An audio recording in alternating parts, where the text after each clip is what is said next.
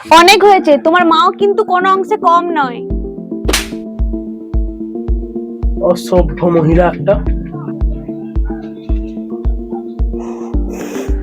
অনেক হয়েছে, রোজ রোজ আমি আর মার খেতে পারবো না। এবার তো গুরুমাকে ডাকতেই হবে বাড়িতে। A few moments later.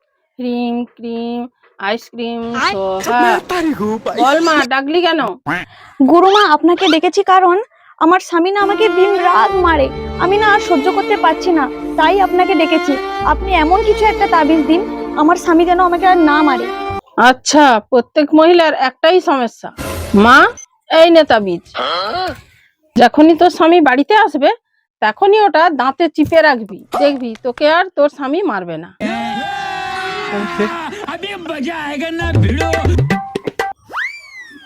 উনি চলে এসেছেন, গুরুমায়ের তাবিজটা মুখে নিয়ে এবার।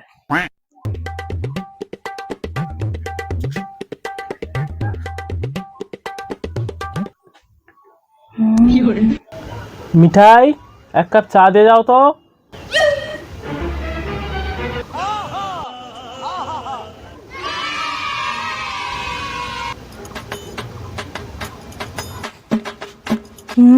আরে বাহ, গুরুমার তাবিজে তো খুব ভালো জাদু আছে।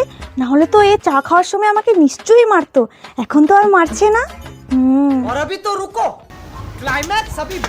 মিঠাই, আমি বন্ধুদের সাথে বাইরে যাচ্ছি, বাড়ি ফিরতে দেরি হবে, তুমি খেয়ে নিও, ঠিক আছে? रुको जरा सबर करो।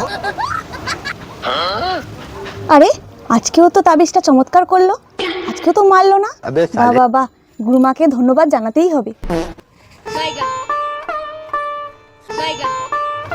গুরুমায়ের জয় হোক।